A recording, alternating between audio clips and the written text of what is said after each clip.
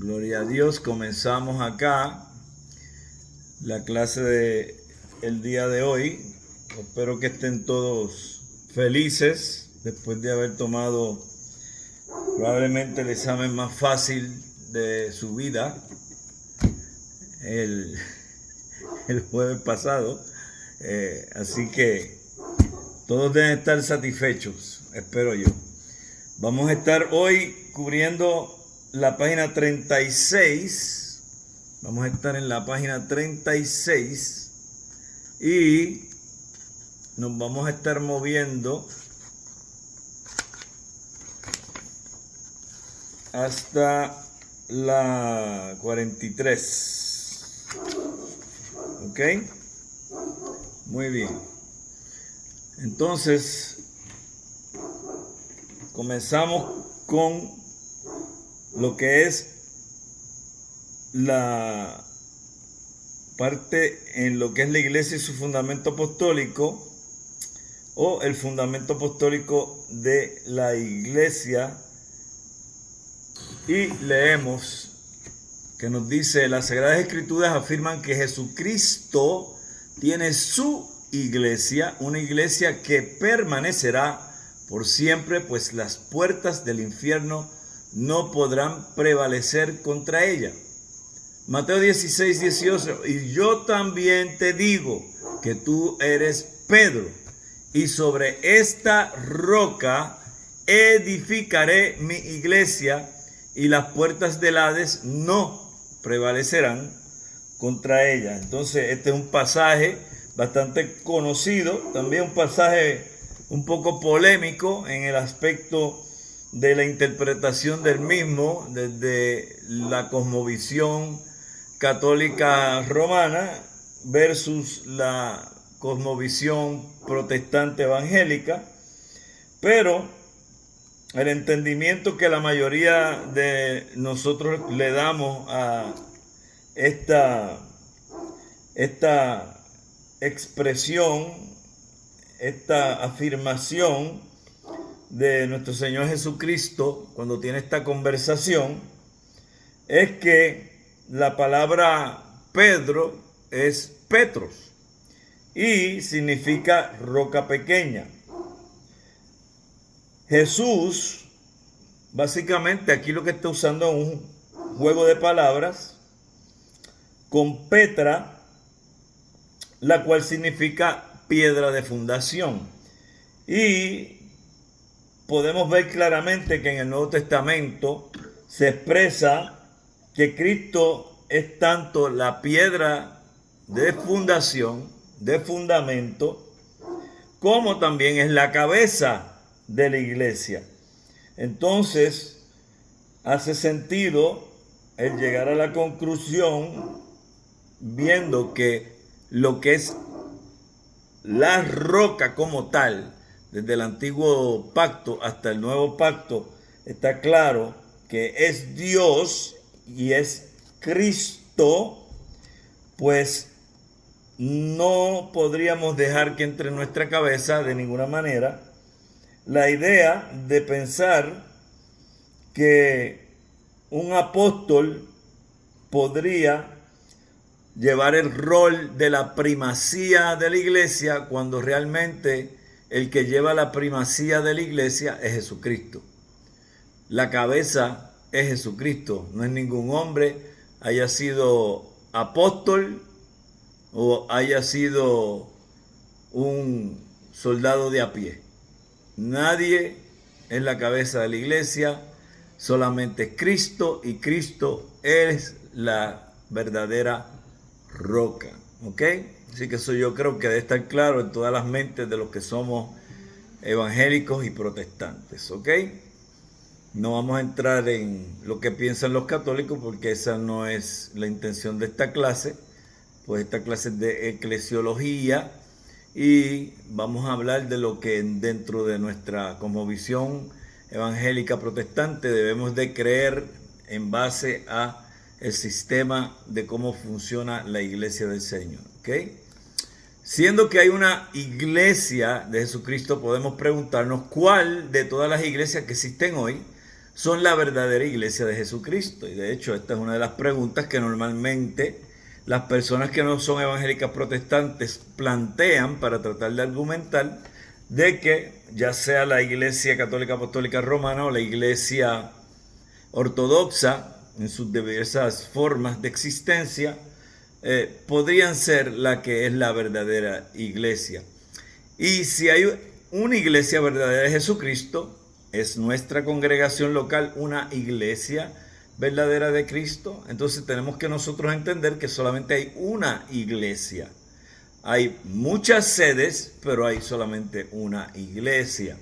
Ahora, la pregunta que nos trae el autor es si nuestra congregación local podría ser considerada una verdadera iglesia de Cristo. En otras palabras, una sede de la única y verdadera iglesia de nuestro Señor Jesucristo.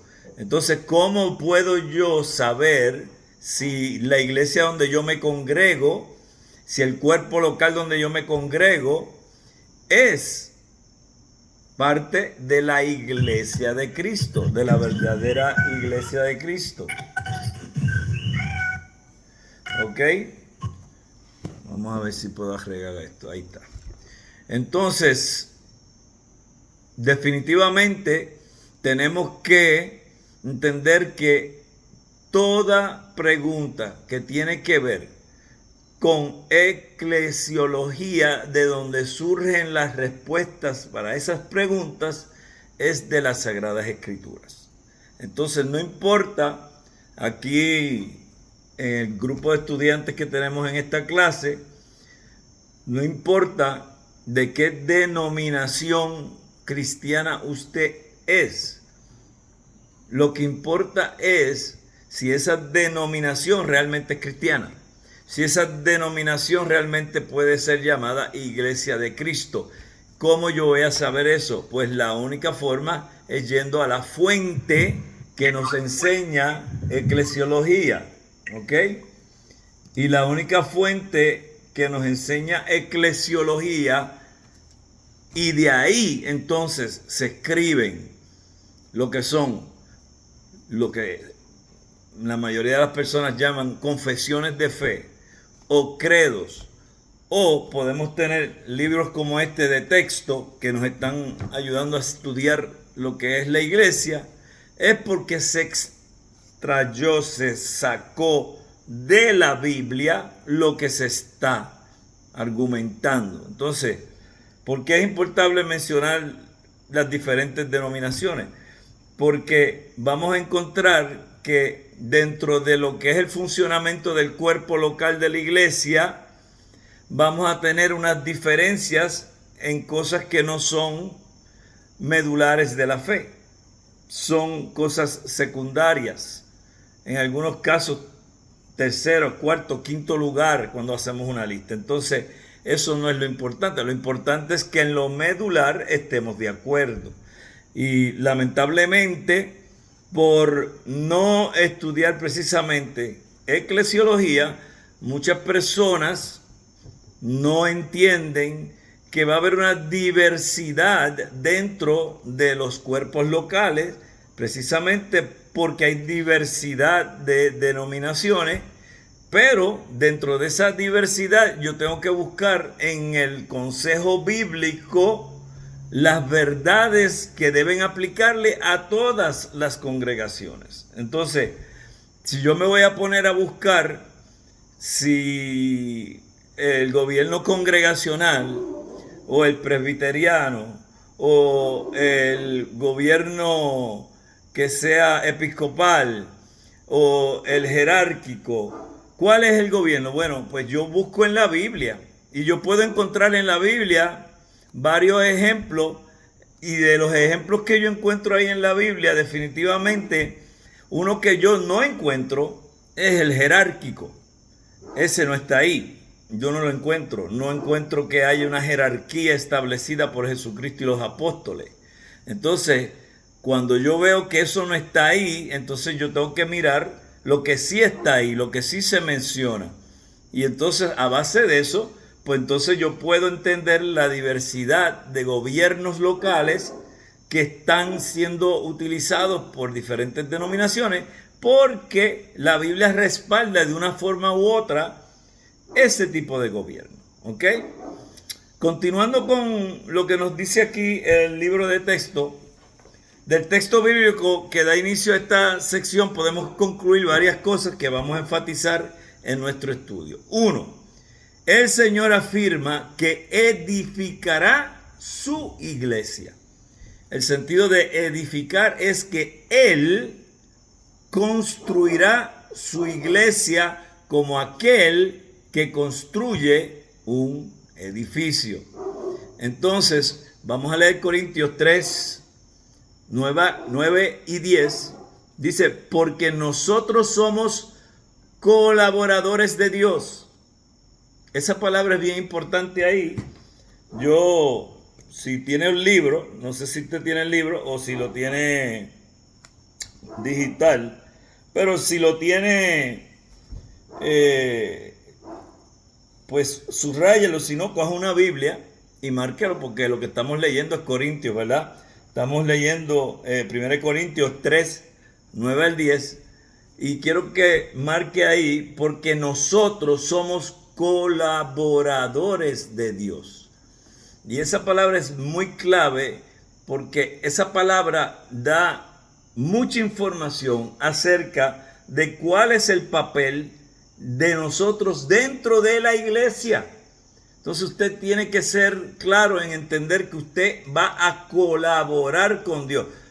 Dios necesita de nosotros, Dios necesita nuestra ayuda. Dios es soberano, Dios puede hacer todo lo que Él quiera.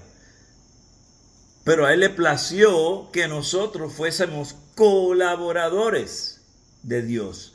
Y vosotros sois labranza de Dios. Y aquí viene la palabra edificio de Dios. Oh, qué interesante, ¿verdad? Edificio de Dios. ¿Por qué edificio de Dios? Vamos a ver, alguien que quiera aportar en esta noche. Hoy los quiero oír un poquito ustedes, porque siempre están calladitos ahí, ¿verdad? Vamos a ver que alguien me aporte. ¿Por qué el apóstol Pablo trae acá edificio de Dios? Alguien que quiera participar, ahí, levante la mano y le damos la participación. Adelante, hermano José. Dios te bendiga.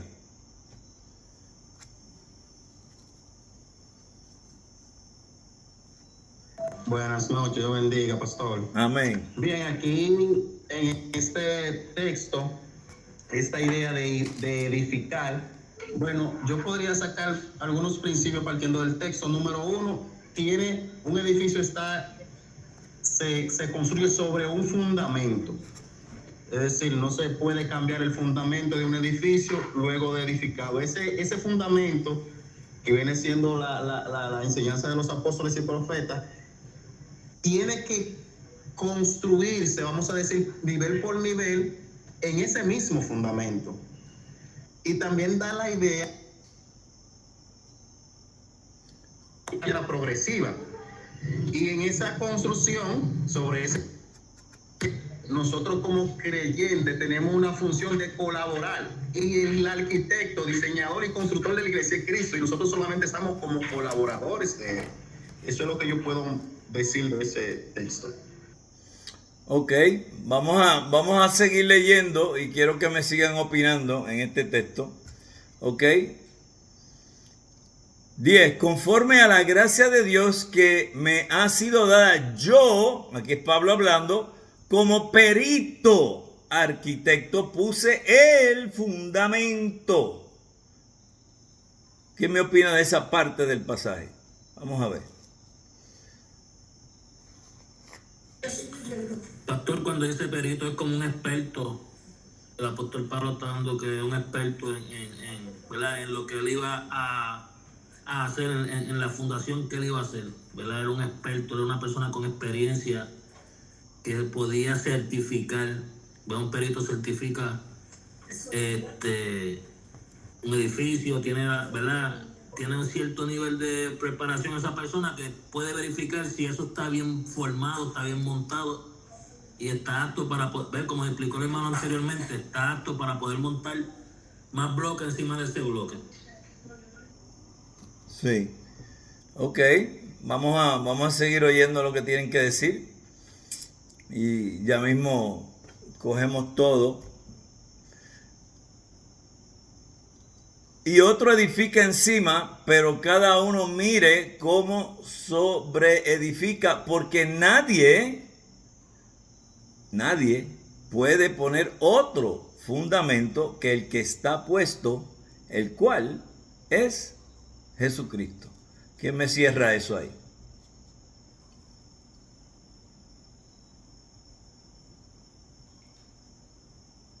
Yo sé que saben, así que no tengan miedo. Pastor, ¿verdad? Para contestar también la pregunta, lo que está hablando ahí el apóstol es que no se puede poner otro bloque diferente, tiene que ser el mismo material, tiene que ser la misma palabra la que tiene que continuar, porque Cristo es el que es la base, la base fuerte, cada base, y esa base tiene que repetirse piso por piso. Ok, ¿alguien más?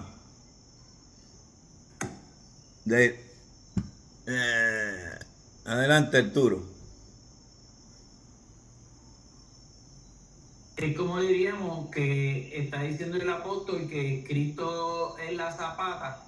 Tú después que pones una zapata, nadie puede cambiar esa zapata y poner otra, que sería el fundamento.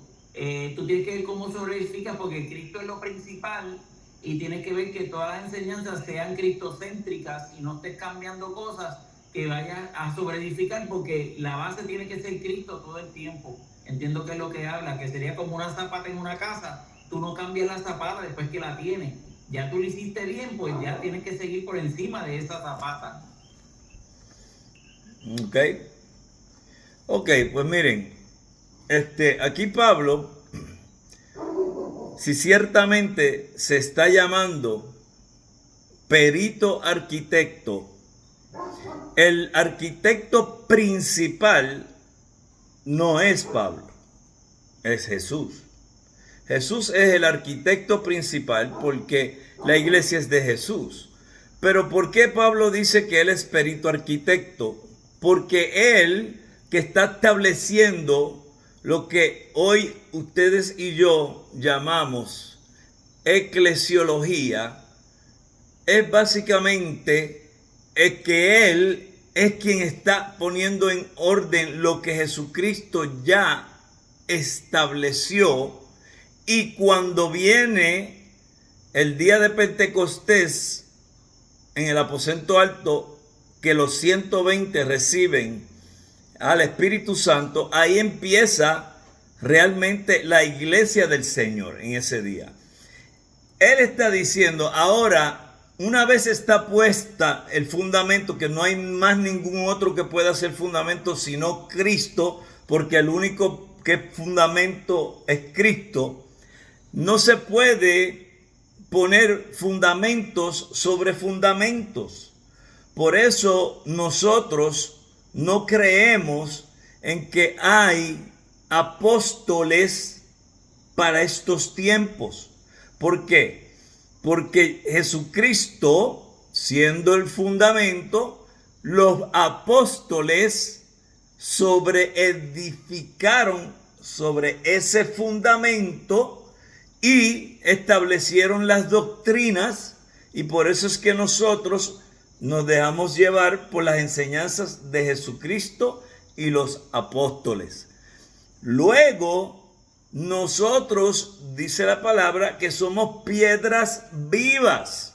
Entonces, como piedras vivas, nosotros lo que hacemos es que seguimos encima de lo que es el fundamento, que es Cristo, que es la roca, es el fundamento que sostiene todo, las enseñanzas apostólicas que fueron dadas a los apóstoles por inspiración divina, y ustedes y yo, que somos el cuerpo de Cristo hoy en día, vamos como piedras vivas trabajando sobre lo que ya fue puesto en el fundamento que es Cristo y por los apóstoles.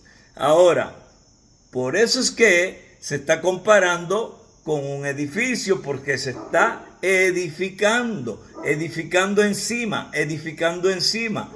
Por eso Pablo dice, y otro edifica encima. Pero, hace una advertencia, pero cada uno mire cómo sobreedifica. ¿Por qué? Porque nadie puede poner otro fundamento que el que está puesto, el cual es Jesucristo. De la misma manera, nadie puede estar poniendo apóstoles por encima de apóstoles, porque ya el número de apóstoles que fue establecido por Dios ya se cumplió, siendo el apóstol Juan el último en morir, y ahí terminó la era apostólica. Por ende, nosotros no tenemos apóstoles hoy en día.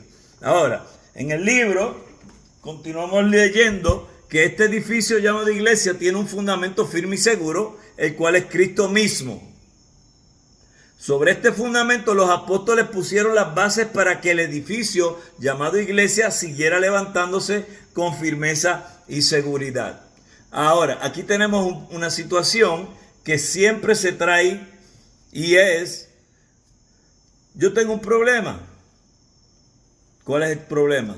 Bueno, Jesús dijo que las puertas del aire no iban a poder vencer a la iglesia. Ajá, ¿y qué pasó? Bueno, desde el momento que Jesús asciende, viene el día de Pentecostés, viene el Espíritu Santo, la iglesia empieza a caminar, llega un momento donde la iglesia se desvía y se une al Imperio Romano, porque el Imperio Romano hace del cristianismo la religión oficial. Y al pasar el tiempo, lo que eran enseñanzas de Jesucristo y los apóstoles se fueron dañando, se fueron corrompiendo, fueron siendo cosas añadidas que no tenían nada que ver con lo que está en las Sagradas Escrituras. Entonces, si eso es así, ¿cómo podemos decir que la iglesia permaneció? ¿Cómo podemos decir que las puertas del Hades no prevalecieron contra ella? Porque cuando ciertamente vemos lo que sucede cuando pasa de ser cristianismo limpio y puro y se convierte en algo que está viciado dentro de lo que pasó a ser lo que llamamos hoy catolicismo romano, entonces, ¿cómo podemos decir que la iglesia católica apostólica es la iglesia de Cristo? ¿Creemos que es la iglesia de Cristo la iglesia católica apostólica? ¿Pasó algo aquí? ¿Sucedió algo con el cuerpo de Cristo?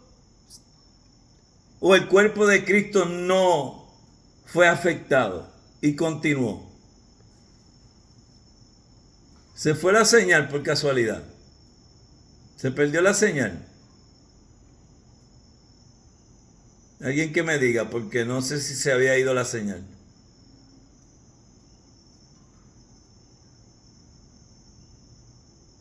Carmen,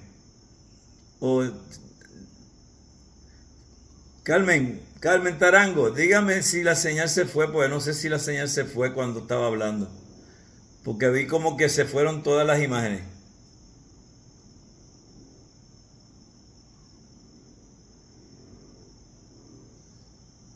El primero que llegue al botón de quitarle mute y me diga si se fue la señal, para saber si tengo que repetir lo que dije o no.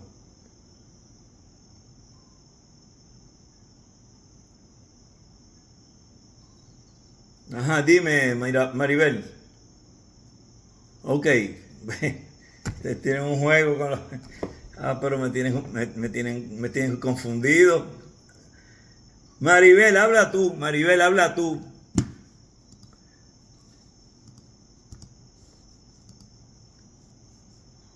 ¿Me oyen? Ay, no. Esto se fue.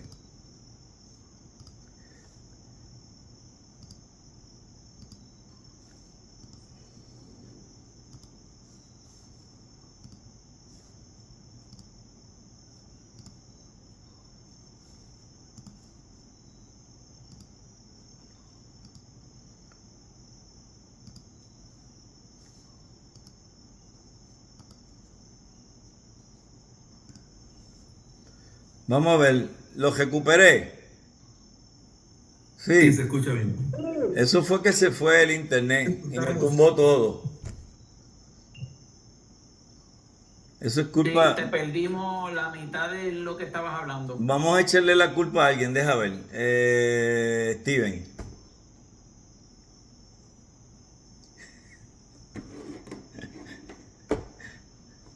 Ok, ¿qué fue lo último que dije? Vamos a ver. Dijo que iba a orar para empezar la clase. No, mentira.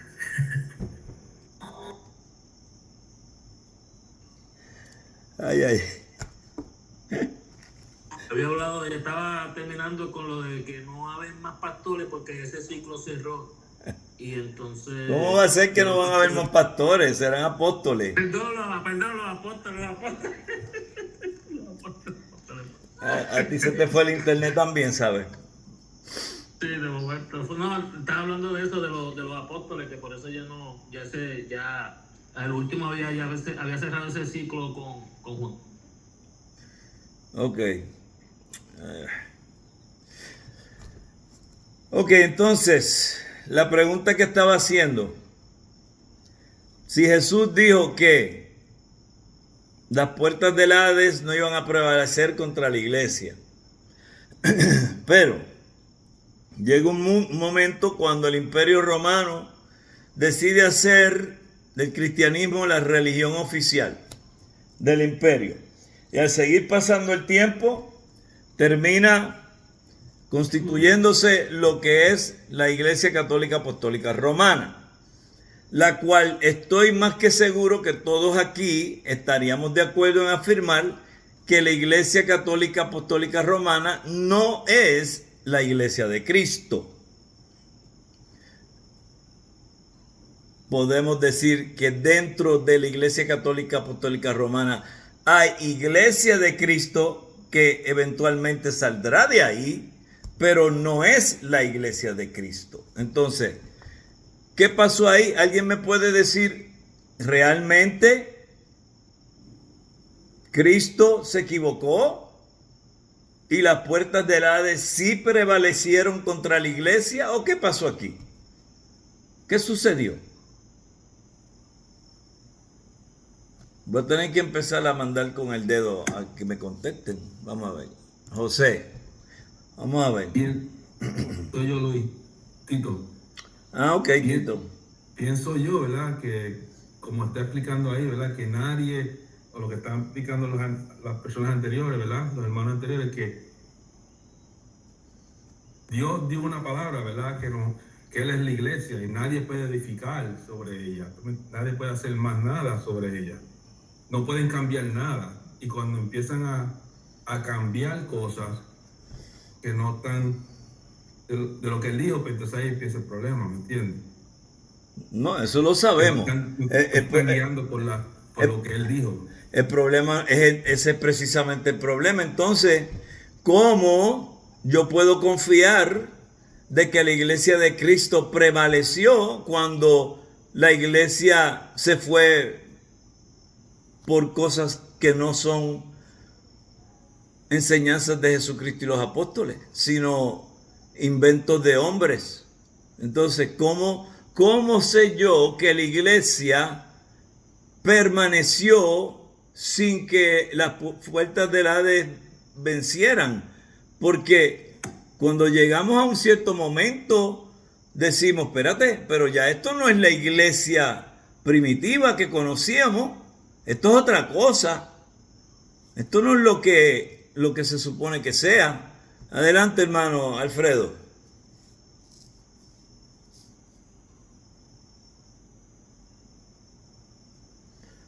Adelante, hermano Alfredo.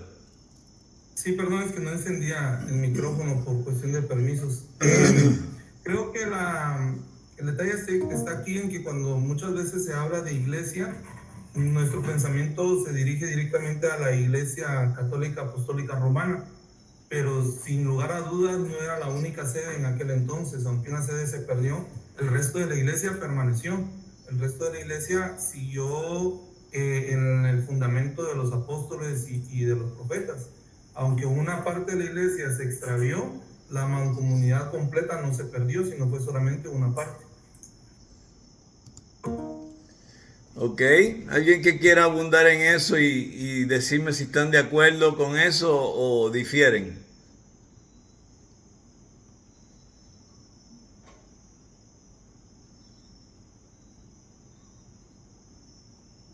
Ok, Steven, ¿usted está de acuerdo con lo que dice el hermano Alfredo o ustedes tienen un poquito de diferencia en eso? Yo creo que cuando dice que las puertas del Hades no prevalecerán contra ella, y lo comparamos con la historia de la iglesia, vemos que en cada época, en cada época y en cada punto geográfico en donde nosotros podemos revisar la historia, siempre podemos ver que hay un remanente, que hay un grupito de personas que salen adelante, que demuestran que son verdadera iglesia, que sí están ceñidos con lo que es la sana doctrina y que sí se apegan a ella, y que nosotros podemos decir que ellos sí son parte de la iglesia, o sea, son una parte visible de la iglesia invisible. Entonces, durante toda la época, en estos 2000 años, el Señor ha seguido rescatando gente, ha seguido salvando gente, y no es que podamos decir que en 2000 años o en 1700 años no han habido salvos, sino que por el contrario, el Señor ha seguido salvando gente y ha seguido apartando un grupo de personas, un remanente para salvación. Entonces, en ese sentido, la iglesia ha prevalecido, en ese sentido la iglesia se ha mantenido viva, se ha mantenido como cuerpo, en pequeños grupitos, ¿cierto? Hasta el día de hoy, que también lo podemos ver, por ejemplo, dentro de nuestro lado, como son los movimientos sectarios que se dan dentro del evangelicalismo, que a pesar del lugar donde están, el Señor igual los rescata. Entonces, creo yo que, o mi apreciación de las cosas, es que la iglesia se mantiene viva y sigue prevaleciendo, y las puertas del Hades no prevalecen contra ella, porque el Señor sigue apartando gente y sigue rescatando a Él, y Él sigue llamando a la gente. Ok, me podrían mencionar, te doy la palabra ahora, Carmen. Me dices pequeños grupitos. Yo te puedo mencionar grupos desde el siglo XIV, pero la situación comenzó en el siglo III.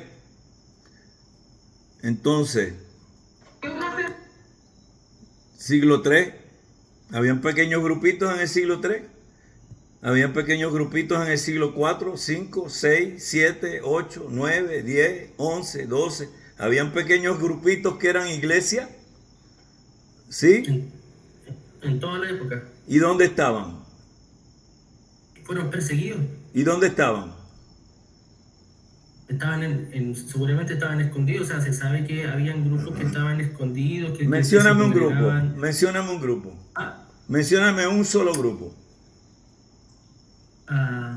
me pilló en curva, como dicen. Yo te puedo dar uno ahora mismo, pero yo quiero ver si ustedes entienden, porque hay mucha gente que niega lo que tú acabas de decir y dicen que no es hasta la Reforma Protestante que la iglesia vuelve otra vez a resurgir. Entonces niegan que estos pequeños grupos que tú mencionas ni siquiera existieron.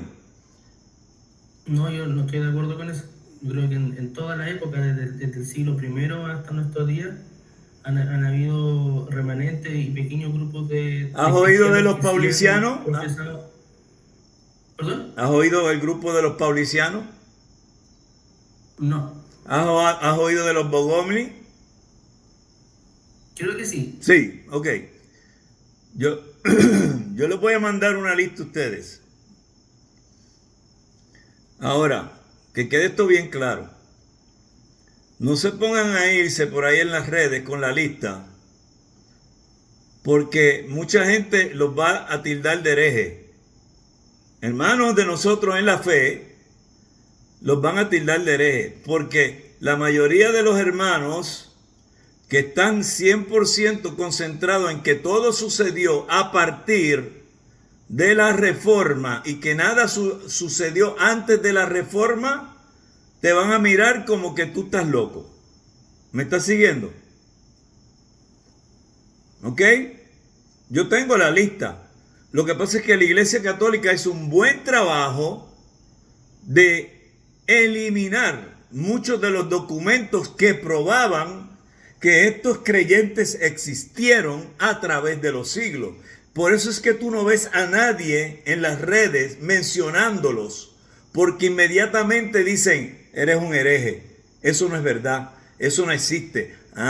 ¿Por qué? Porque se están dejando llevar por lo que estableció la Iglesia Católica Apostólica Romana. ¿Y qué hicieron? Ellos eliminaron la evidencia más concreta que había de estos grupos, pero siempre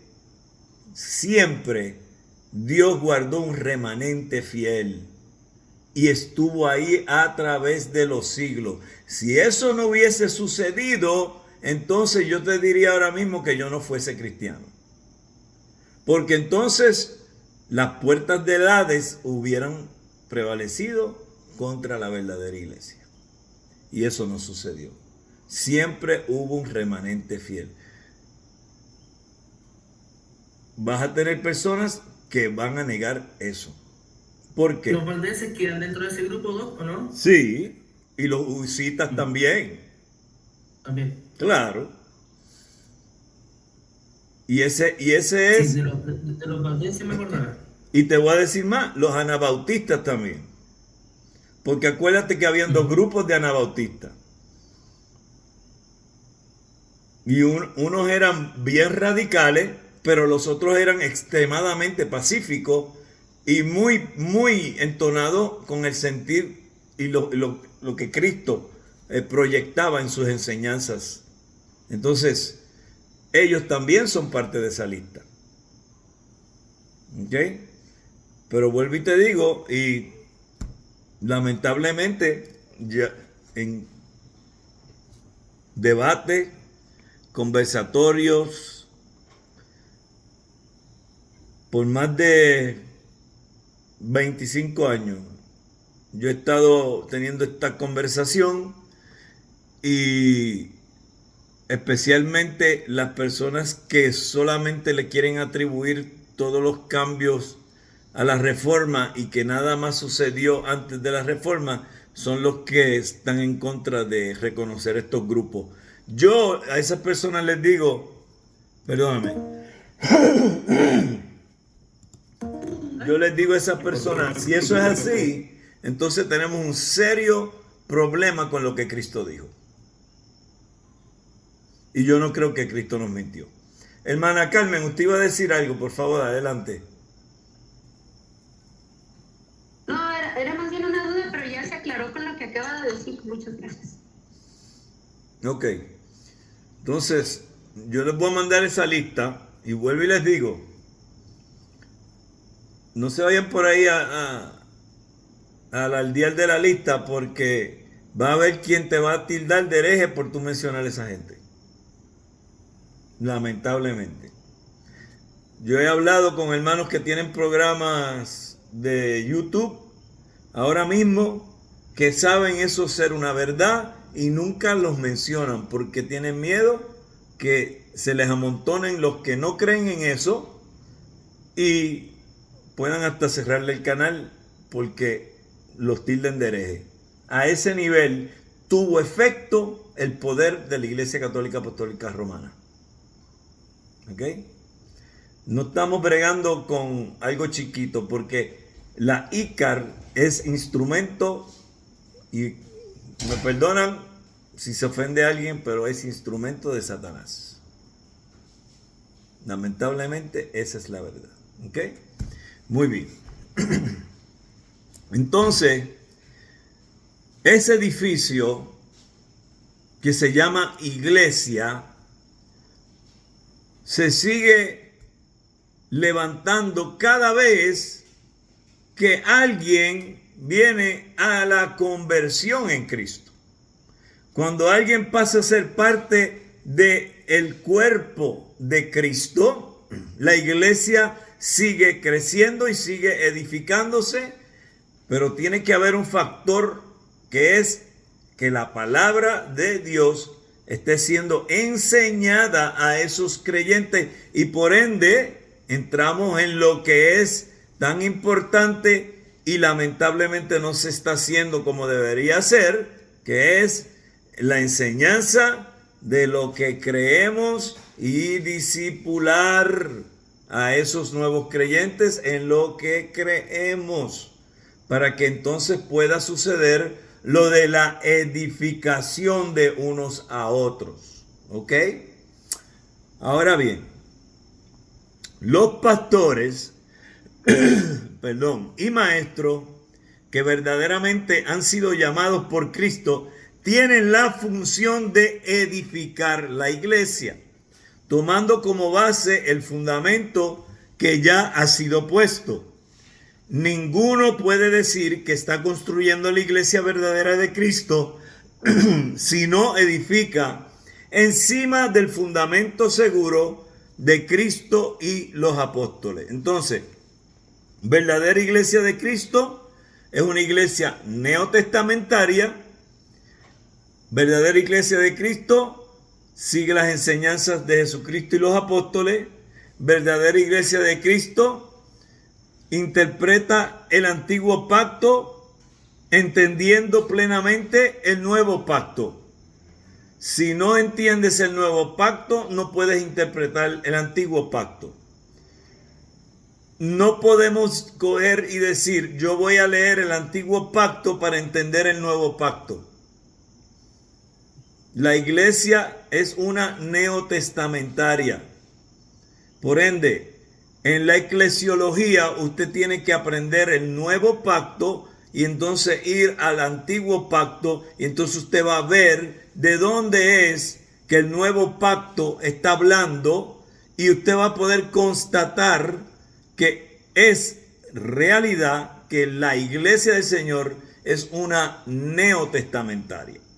El que diga que la iglesia del Señor es veterotestamentaria es una persona que no es ortodoxa en su pensamiento de eclesiología cristiana. Está apartado. ¿Quién podría caer en eso? Movimientos que tienden a ser de raíces hebreas, movimientos que tienden a querer judaizar hoy en día en la iglesia, movimientos que dicen ser cristianos, pero dentro de la iglesia cristiana están llevando a cabo cosas que son del antiguo pacto.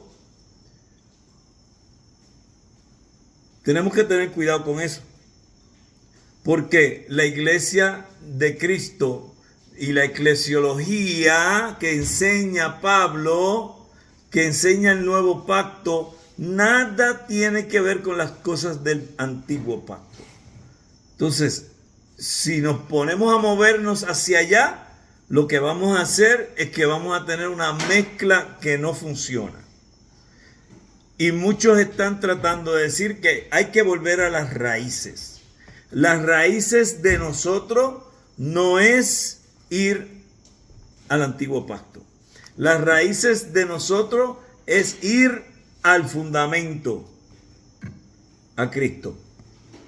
La iglesia cristiana nace con Cristo. La iglesia cristiana es de Cristo. ¿Ok? Entonces, te lo pueden poner muy bonito y sonar maravilloso, pero no es eclesiología cristiana. No lo es. Es otra cosa. y en muchos casos es inclusive herejía. Efesios 2, 19 al 22. Así que ya no sois extranjeros ni advenedizos, sino conciudadanos de los santos y miembros de la familia de Dios, edificados sobre el fundamento de los apóstoles y profetas, siendo la principal piedra del ángulo Jesucristo mismo. ¿Qué es lo que hace la piedra del ángulo?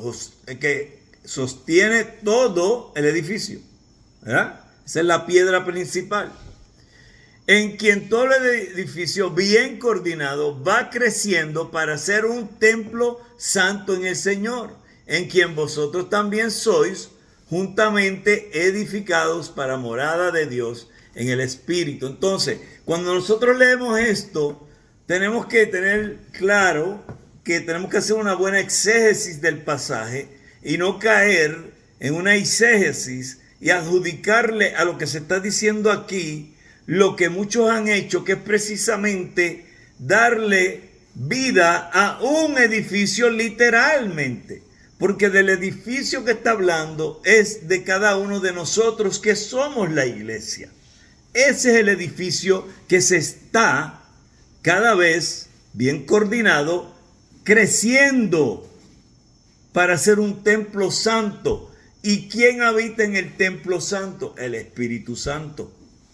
Entonces tú y yo somos esa iglesia y nosotros somos edificados todos, para morada de Dios, ¿en qué? En el Espíritu, con E mayúscula.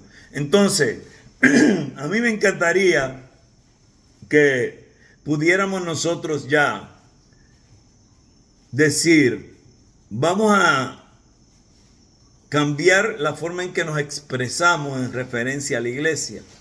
Pero como les dije en clases anteriores, ya se ha tratado muchas veces y ha sido tan fuerte la influencia cultural que ya es muy difícil tú lograr poder decirle a las personas, vamos a congregarnos con la iglesia, que es como debería ser lo que deberíamos estar diciendo.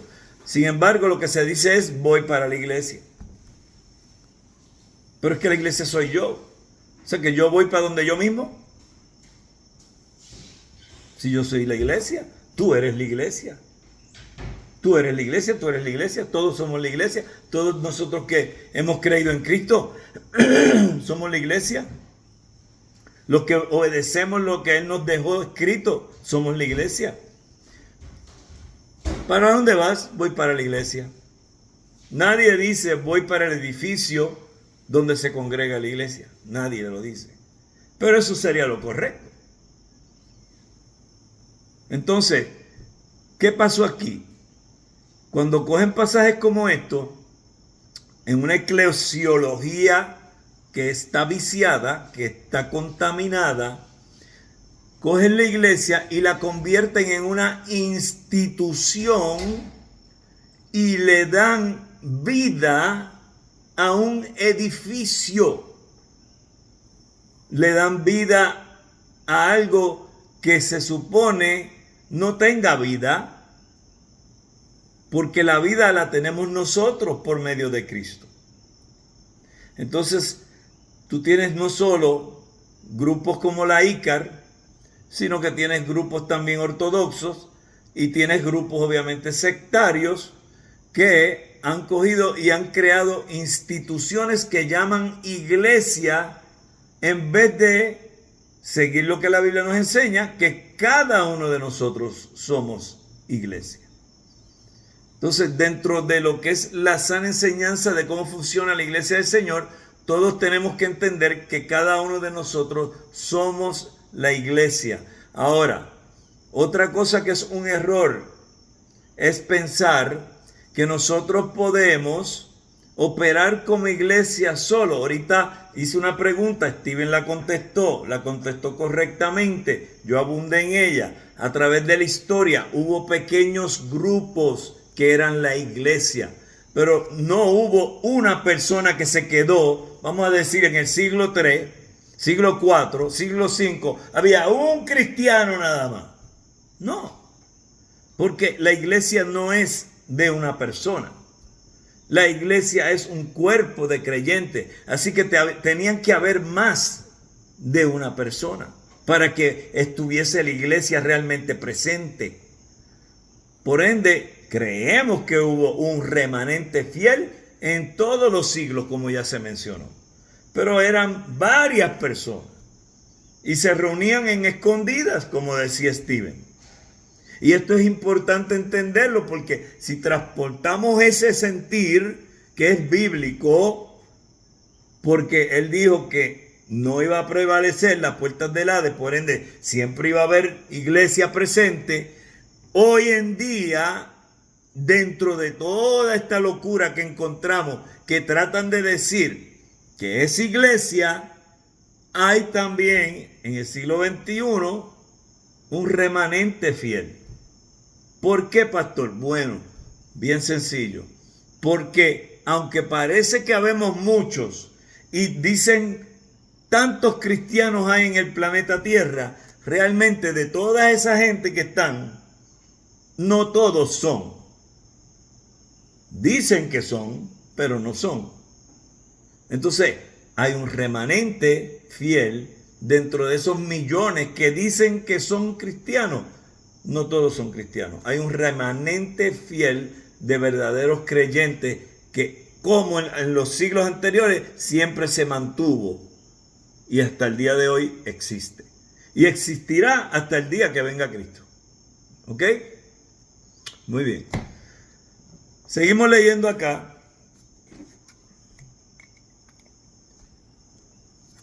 Nuevamente en este pasaje el apóstol Pablo, así como Jesucristo, habla de la iglesia utilizando la figura de un edificio, no porque la iglesia sea un edificio de concreto, que es lo que está explicando, sino porque esta figura representa con mayor claridad la forma como Dios va construyendo la iglesia de Cristo. Pablo dice que la iglesia de Cristo se va edificando como un templo, día a día, sobre las bases seguras puestas por Jesucristo, los profetas y apóstoles. Es interesante notar que esta iglesia de Cristo se edifica y crece constantemente con los creyentes que ahora son morada de Dios, el Espíritu Santo. Entonces, la iglesia va a crecer constantemente. ¿Qué creen ustedes? Alguien contésteme. Alguien que no haya hablado para que otros participen. Este crecimiento del cuerpo de Cristo es espiritual, es numérico o es ambos. Vamos a ver. Voluntario, voluntaria por ahí.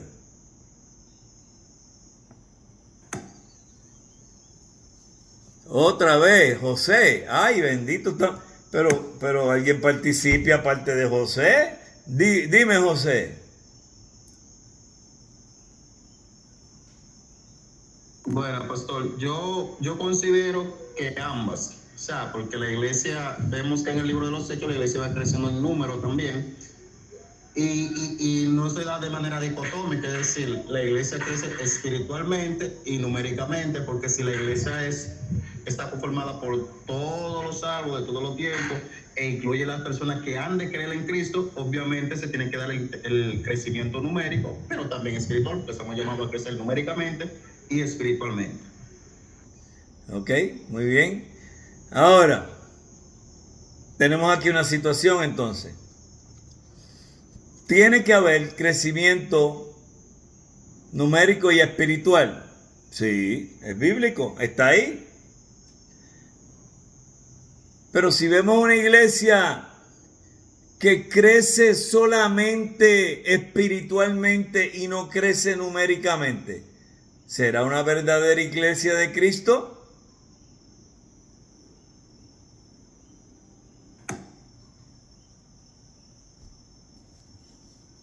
Adelante, Alberto.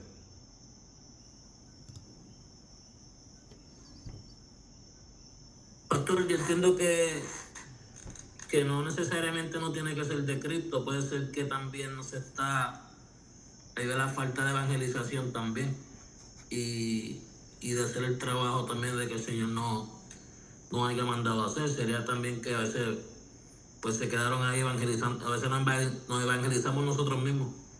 Wow. Y no salimos a hacer esa tarea también podría ser parte de eso, del contexto de eso, de que no necesariamente, ¿verdad?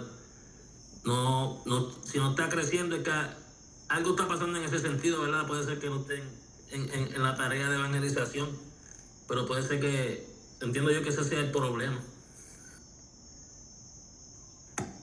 Ok. Ok, adelante, José.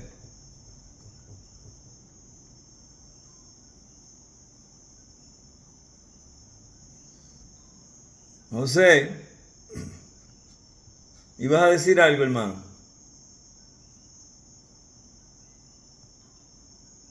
Sí, pastor, en ese sentido, claro, si estamos hablando de una iglesia local, de una acción local, sabemos que el Señor llama a lo suyo a través de la predicación de la palabra. Si una iglesia local no está creciendo y solamente está creciendo espiritualmente, es porque se está encerrando en sus cuatro paredes. Y obviamente hay una misión evangelística de predicar el evangelio. Ahora, una iglesia local puede que esté creciendo espiritualmente porque se centra simplemente en el crecimiento interno de su iglesia y descuide la parte evangelística. Pero si lo vamos a ver como la iglesia universal, obviamente esa iglesia siempre va a estar en crecimiento, porque quizá vamos a decir la iglesia local de una comunidad no ejerza bien la función de la predicación, el evangelismo, pero sí hay otras iglesias que sí lo hacen. Entonces la iglesia universal siempre estará creciendo, aunque en la iglesia local el crecimiento pueda ser estancado o mínimo.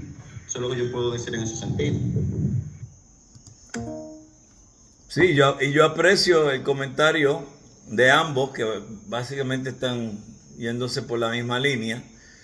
Pero aquí hay un problema, y el problema es que la iglesia universal, en el sentido de los que han de ser salvos en un futuro, no está llevando a cabo la función que nos dejó el Señor, porque todavía no ha llegado su tiempo de conversión. Es más, pueden ser personas que ni siquiera han nacido todavía en este planeta. ¿Ok? Entonces, cuando hablamos de crecimiento espiritual y crecimiento numérico, y una iglesia con crecimiento espiritual no tiene crecimiento numérico, yo también digo que su crecimiento espiritual es deficiente. ¿Por qué? Porque si tú vas a seguir todo el consejo de Dios incluye ir y hacer discípulos. El consejo de Dios nos lleva a que no vamos a estar en las cuatro paredes encerrados y nos vamos a estar predicando a nosotros mismos. No, nosotros tenemos que llevarle el mensaje, porque la misma palabra dice que es por medio de la predicación que van a escuchar. ¿Y cómo irán si no hubiese quien les predicase? Entonces, tenemos un problema ahí en esa área del crecimiento espiritual.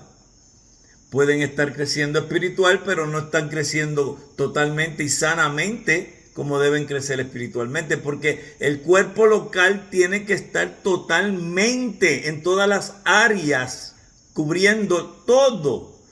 Y no puedes dejar algo fuera. Por ejemplo, me voy a ir a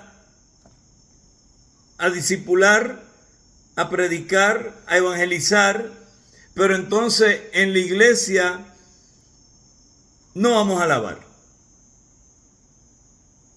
Pero es que me dicen las escrituras que alabe. Yo tengo que alabar. Yo tengo que adorar con mi vida al Señor.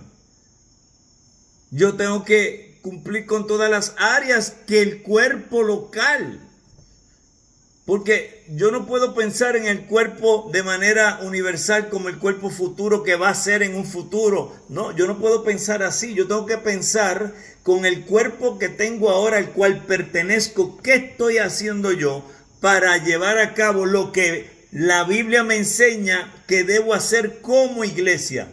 Por ende, yo debo de crecer espiritualmente, pero también debo hacer todas las gestiones para que el cuerpo crezca numéricamente. ¿Por qué? Porque un cuerpo saludable siempre va a crecer. Entonces, yo tengo un serio problema por el otro lado con el cuerpo que dice, yo tengo mucha gente y ves un montón de gente.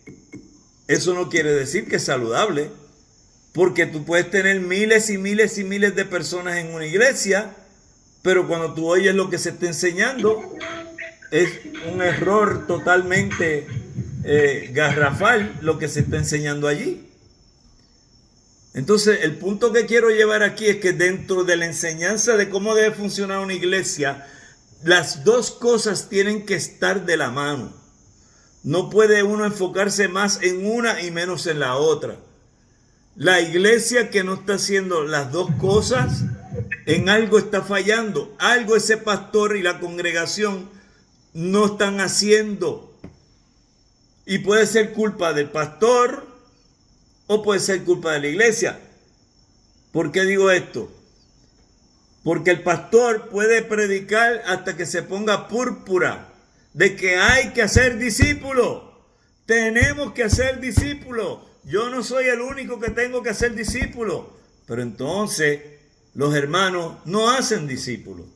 Los hermanos vienen y se sientan los domingos y se levantan y no hacen nada. No discipulan a nadie. No le hablan a nadie de Cristo. No testifican de Cristo. No hablan de Cristo. Entonces, ¿qué clase de iglesia es esa? ¿Qué clase de cristiano es uno que no habla de Cristo? Que no quiere hablar de Cristo, que no tiene deseo de hablarle a otros de Cristo.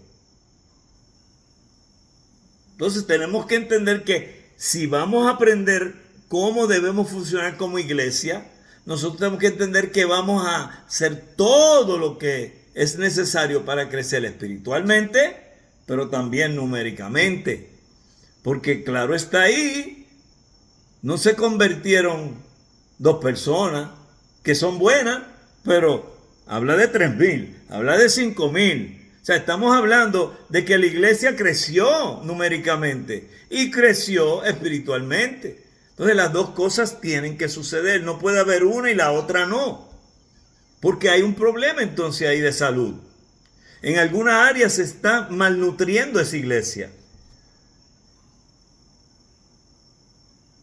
Y como dije, esas que vemos bien grandes, cuando oímos lo que están enseñando, decimos, espérate, tendrán 15, 20 mil miembros en esa iglesia, pero lo que están enseñando, eso no es. Entonces, eso ya para mí se salió entonces también de lo que es una iglesia de sana doctrina. Así que, cuando hablamos de cómo correr la iglesia, tiene que haber tal enseñanza bíblica que lleve a la par ambas cosas, el crecimiento espiritual y el crecimiento numérico. ¿Ok? Pastor, profesor, doctor, como usted me quiere llamar. Pero tienen que haber algunas excepciones a eso. Bueno, la única excepción que yo te puedo decir que puede haber es que ya todo el mundo que tú conoces en la comunidad a donde tú estás, ya toda esa gente que está ahí, o ya tú le hablaste de Cristo y no están llamados a ser salvos y por ende nunca se van a convertir, pero ya tú hiciste lo que tú tenías que hacer, que era predicarle y hablar del Señor. Si no se salvaron, ya eso no es problema tuyo, eso es asunto de Dios allá. O ya se salvó todo el mundo en el pueblo, no hay que buscar a más nadie. Pero yo veo eso bien difícil de que eso se dé. Yo te puedo decir, por lo menos aquí donde yo estoy, fácilmente aquí tienen que haber miles de personas que todavía no conocen a Cristo. Entonces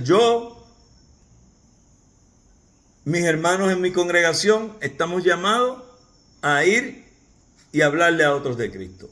Y si se les habla de Cristo, esas personas, el Espíritu Santo los redarguye, los mueve a conversión, van a pasar a ser miembros de un cuerpo local, porque es lo saludable y lo que vemos en la Biblia.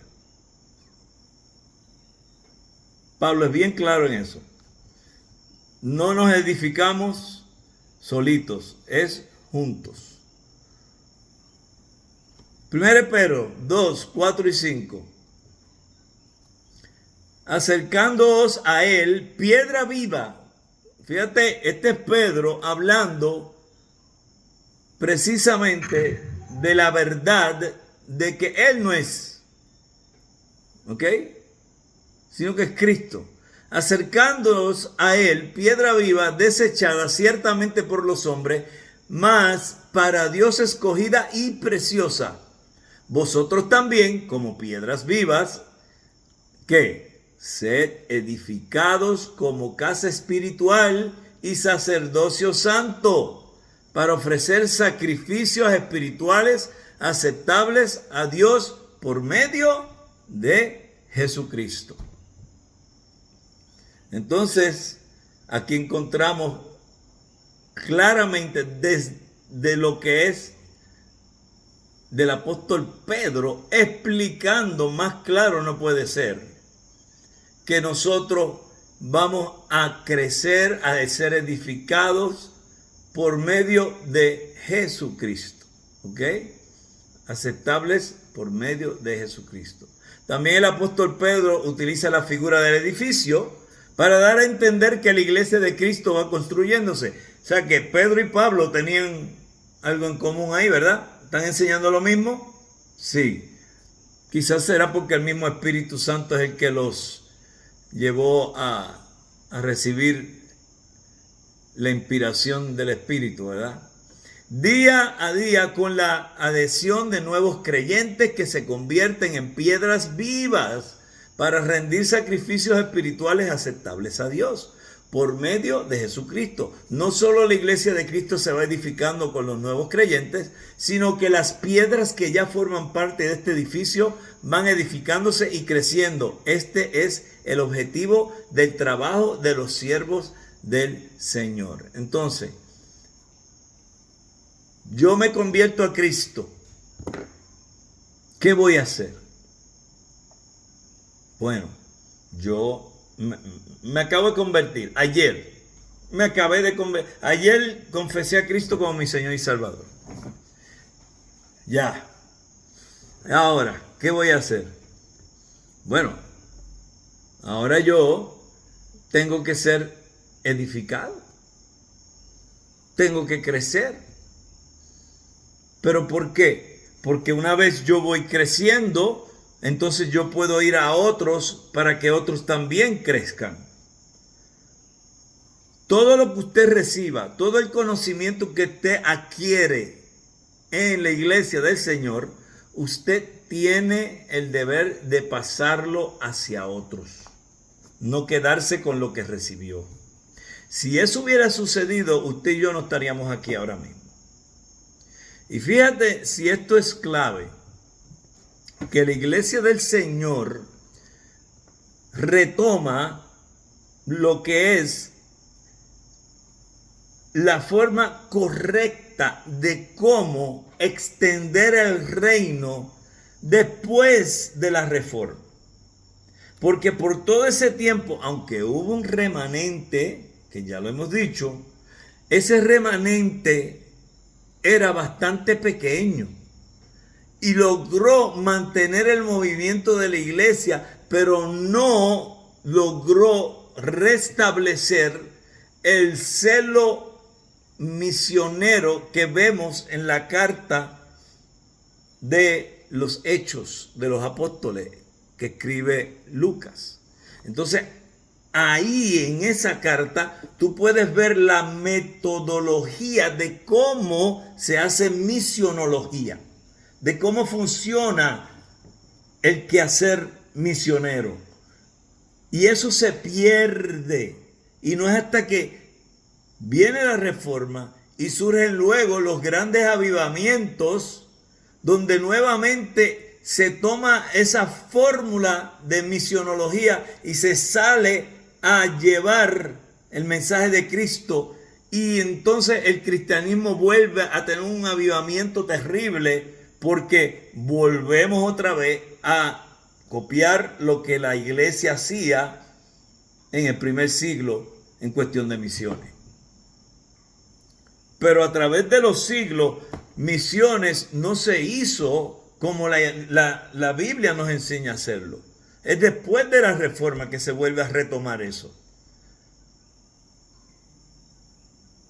Y a veces yo me pongo a pensar, estas personas que no quieren entender la importancia del cuerpo local y viven su vida haciendo tanto énfasis en la iglesia universal, cuando realmente vemos en la Biblia que es en el cuerpo local de la iglesia que se hacen las cosas. No es en la iglesia universal. Ni son los santos que están en el cielo haciendo cosas para nosotros acá, ni son los santos que han de venir en un futuro porque no sabemos ni quiénes son. Son los que estamos, que tenemos que meter mano y hacer lo que el Señor nos mandó a hacer. Entonces no somos iglesia si no estamos haciendo eso. La iglesia es de Cristo. Él dijo que era su iglesia. Jesús no vino a establecer distintas iglesias que podrían denominarse propiedad u originadas por otros hombres. Jesús no estaba interesado en edificar distintos edificios que con el tiempo llegarían a tomar rumbos diferentes y adoptarían bases y fundamentos establecidos por otros hombres. Él vino a edificar su propia iglesia y solo esta podría ser llamada de Cristo, ninguna otra. Por ahí hay una denominación que se llama Iglesia de Jesucristo.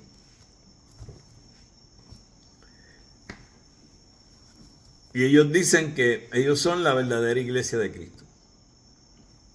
¿Ok? Tú le puedes poner a una iglesia, no se rían, o ríanse si quieren, la iglesia del mango bajito. ¿Sabes lo que es un mango bajito? Un mango bajito, un mango que tú puedes coger así fácilmente del árbol. Un mango, ¿saben lo que es un mango? La fruta.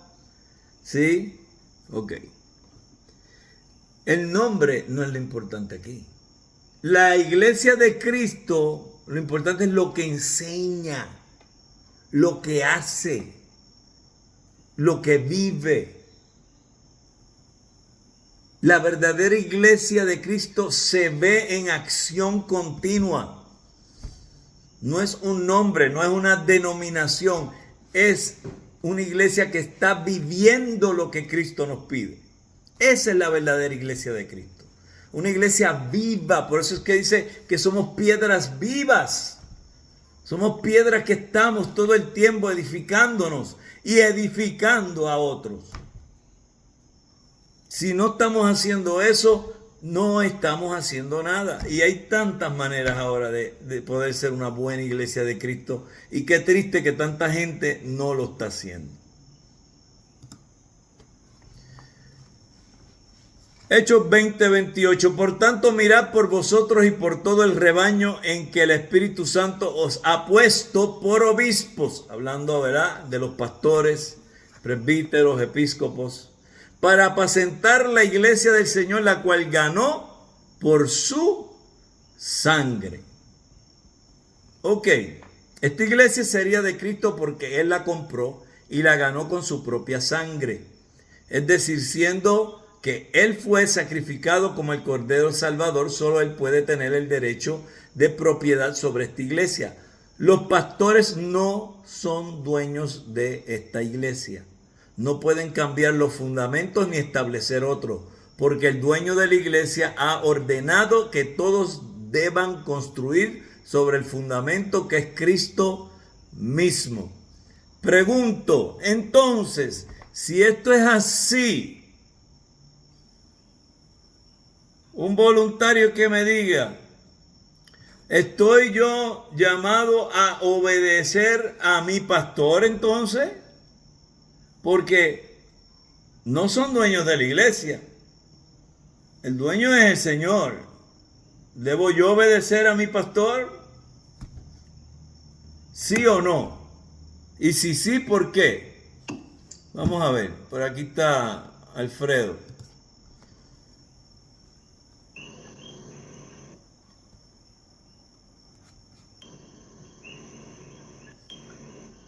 Amén, pastor. Creo que sí, la misma Biblia dice que debemos obedecer a nuestros pastores como quien dará cuenta por nuestras almas, pero obviamente debemos de obedecerle en todo lo que corresponde a lo que es bíblico, porque Él no se va a enseñorear de las ovejas, solamente está para guiarlas, apacentarlas, alimentarlas, para cuidarlas, pero no como que fuera el Señor de las ovejas, sino que simplemente como aquel que se encarga de hacer esa labor, y debemos de obedecerles porque Él está a cargo de nosotros.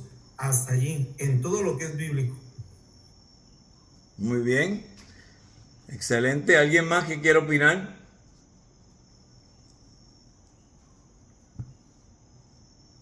¿Sabes? Yo a veces veo, lamentablemente, que en muchas iglesias, no voy a decir nombres, porque no quiero entrar en eso, pero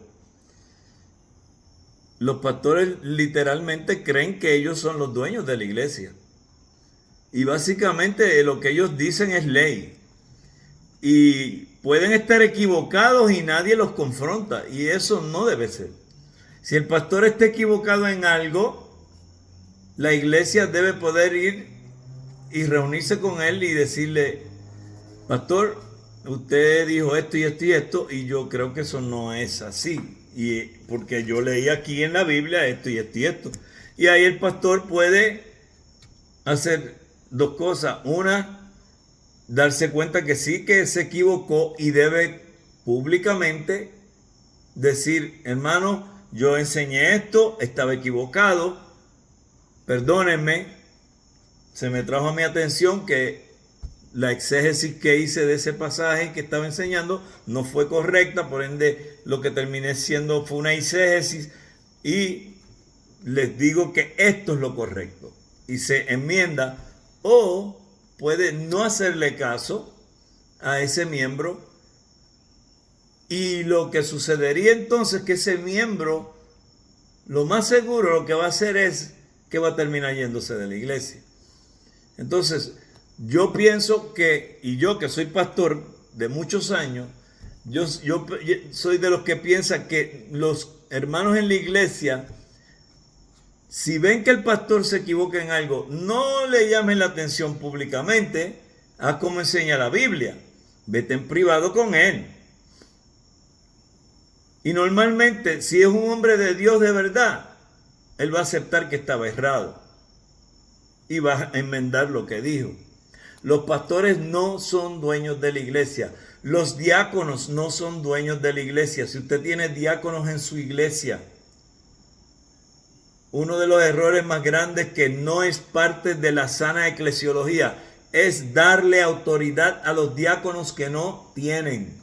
Los diáconos son siervos. Los diáconos no son supervisores.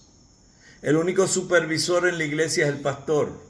Y hasta él tiene que rendir cuentas. Entonces, no pongan, esto es eclesiología de sana doctrina, no pongas a diáconos a supervisar a la iglesia, porque ese no es el trabajo del diácono.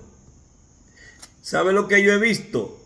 Que en muchas iglesias, y esto lo veo en Estados Unidos mucho, en muchas iglesias, por no tener la eclesiología correcta, los diáconos mandan a veces más que lo que manda el pastor.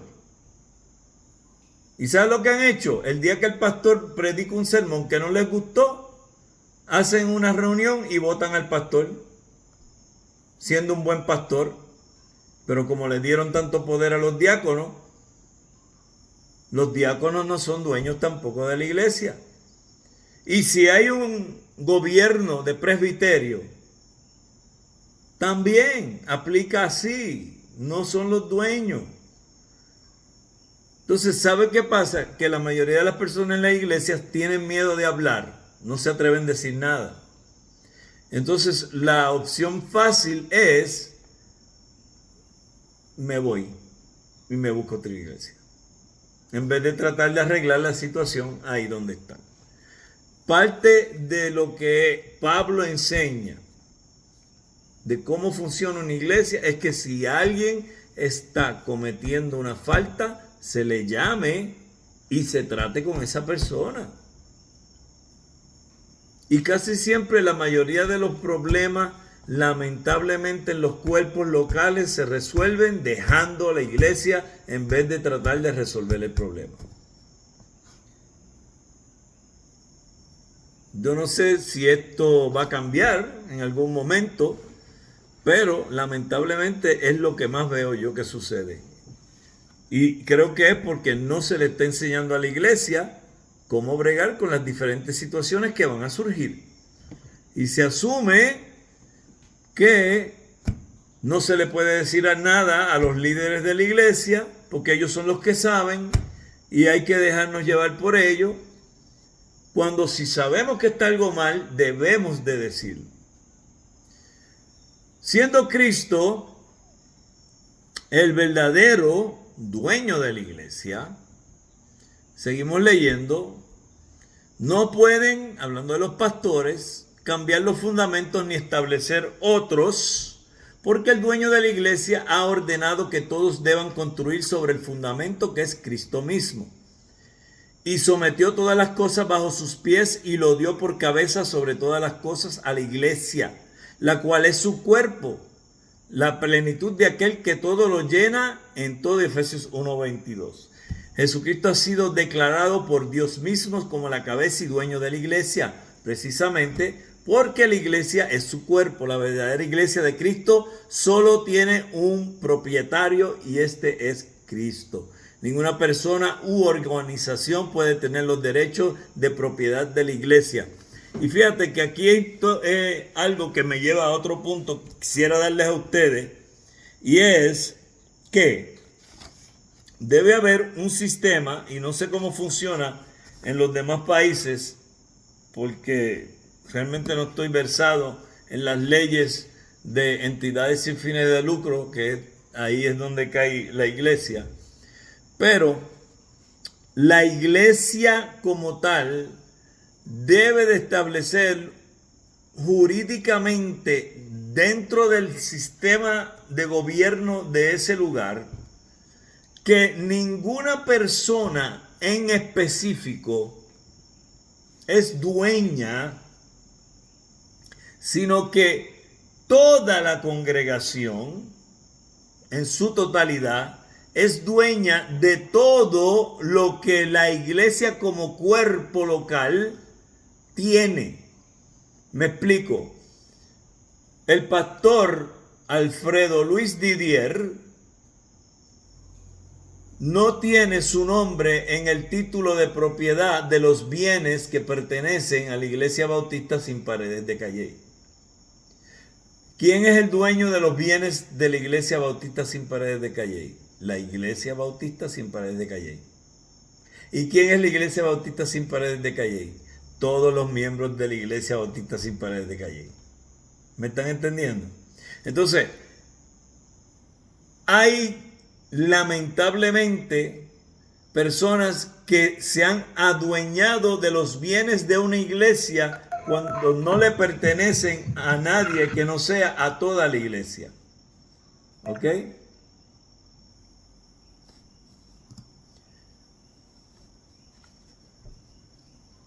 Eso me preocupa porque lo veo pasar. De hecho, nosotros tuvimos una situación parecida así con una de nuestras iglesias que pertenece a la asociación que estamos. Que quede claro, cuando yo menciono asociación, nosotros no creemos que ninguna entidad fuera de la iglesia misma tiene autoridad sobre la iglesia. Solamente Cristo y los miembros de ese cuerpo local son los que pueden tomar decisiones. No como vemos en la Iglesia Católica Apostólica Romana, que alguien que está ya a miles de millas de distancia puede tomar la decisión de una congregación que está en otra nación, otro país, otro pueblo. No, nosotros no creemos eso. Nosotros entendemos que la iglesia, el cuerpo local, no debe nadie poder controlar ese cuerpo local. Solamente los que son miembros del cuerpo local y obviamente Cristo, porque nos dejamos llevar porque lo que Él nos está enseñando en su palabra. Entonces, cuando vamos a las cosas que pertenecen a los bienes de ese cuerpo local, tampoco deben de estar a nombre de ningún hombre en particular. Deben de estar en nombre del cuerpo local, de la iglesia local. Las historias que yo he escuchado de iglesias que han pasado años, se han hecho de muchos bienes a beneficio para el cuerpo local y para ayudar en la comunidad a los necesitados, y no se percataron que pusieron todos esos bienes a nombre de una persona y esa persona termina quedándose con todos los bienes y vendiéndolos, y la iglesia, ese cuerpo local, se quedó en la calle sin lugar donde congregarse. Eso pasa. Una de las razones por las cuales la Iglesia Católica Apostólica Romana dejó de permitir que los curas se casaran era para evitar que todos los bienes que adquirían a través de su tiempo no pasaran a su esposa y a sus hijos. Al principio, los sacerdotes católicos se casaban. Fue después que se estableció lo que es el celibato, que es otro disparate más de ese grupo. Ok, ya estamos terminando.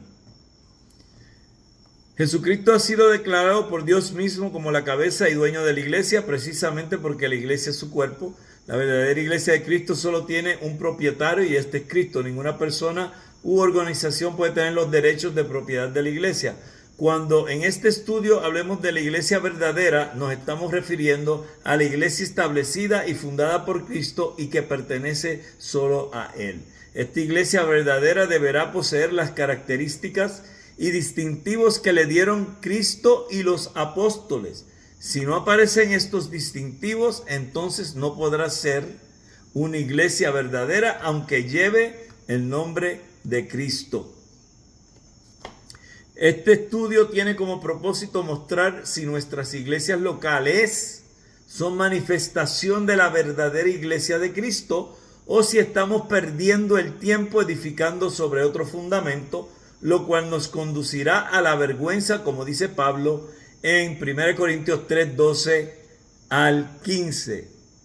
Y si sobre este fundamento alguno edificare oro, plata, piedras preciosas, madera, heno, hojarasca, la obra de cada uno será manifiesta, porque el día la declarará, pues por el fuego será revelada, y la obra de cada uno, cual sea el fuego, la probará. Si permaneciere la obra de algunos que sobreedificó, recibirá recompensa. Si la obra de alguno se quemare, él sufrirá pérdida, si bien él mismo será salvo, aunque así como por fuego. Siendo que Jesucristo vino a edificar su propia iglesia, es muy importante para nuestras almas que tengamos seguridad de si estamos en la iglesia que edificó Cristo o si estamos en otra iglesia. Al decir otra iglesia, el autor lo que está refiriéndose es una falsa iglesia. Y esto solo lo sabremos conociendo el fundamento que establecieron Cristo, los apóstoles y profetas. Cuando sepamos que establecieron ellos como distintivos de la verdadera iglesia, podremos saber con seguridad si nuestra iglesia local es manifestación de la iglesia de Cristo. Entonces, ¿cómo yo voy a saber? Tengo que ir a la palabra, tengo que ver qué dice la palabra, cuáles son los distintivos del cuerpo local, de la iglesia de Cristo. Eso se está viendo en mi congregación. ¿Estoy viviendo yo eso? Sí. Pues esto es una iglesia de Cristo. Fíjate, aquí hay unas cosas que no me cuadran. Aquí hay unas cosas como que yo busco en la Biblia, pero yo no las encuentro. Usted tiene que cuestionarse dónde está y entonces decidir qué va a hacer. También es importante saber si nuestra iglesia está construyendo sobre los pisos y niveles que fueron construidos antes de nosotros por los santos siervos del Señor.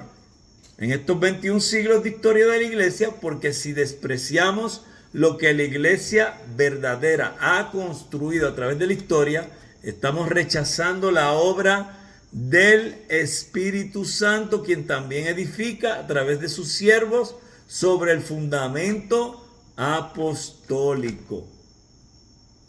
Este es un asunto de gran importancia para todos y no debe ser tomado con ligereza o sin interés, dependiendo de si somos o no la iglesia verdadera de Cristo. Asimismo sabremos si somos piedras vivas del templo del Señor u hojarasca que se quemará en el día del gran juicio.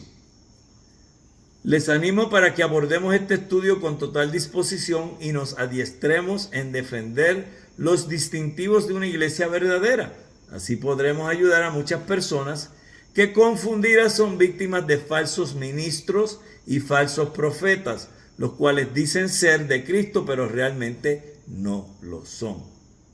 Las Sagradas Escrituras ponen de manifiesto que la iglesia tiene un fundamento firme, el cual fue establecido por Cristo y los apóstoles, Mateo 16, 18, y ya lo leímos ahorita. Y yo también te digo que tú eres Pedro, y sobre esta roca edificaré mi iglesia, y las puertas del Hades no prevalecerán contra ella. Mateo 16, 18. ¿Ok? También leímos Efesios 2, 19 al 22. Y, concluyendo ya, hemos visto en la introducción a esta serie de estudios que Jesucristo vino para fundar una iglesia, la cual sería propiedad exclusiva de Él. Esta iglesia, cual un edificio, sería construido sobre el fundamento establecido por Cristo y los apóstoles. Toda iglesia local debe construir sobre este fundamento, de lo contrario será otra iglesia y dejará de pertenecer al Salvador. Pero, ¿qué significa edificar sobre el fundamento apostólico? En este tema también se presenta gran confusión hoy día.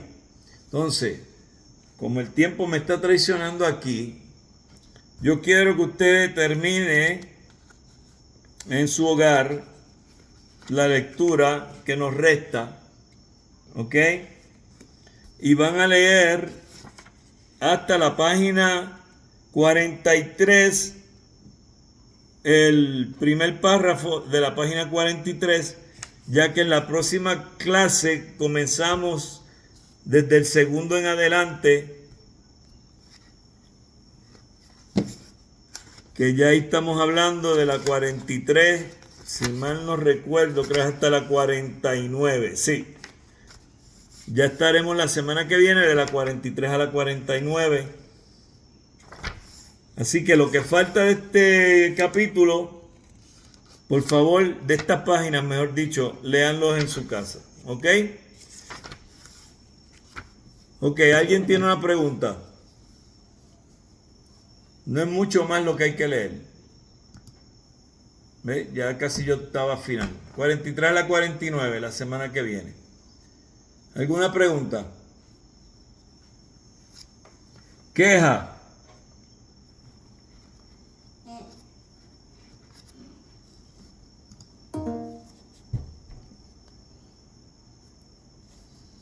Ok.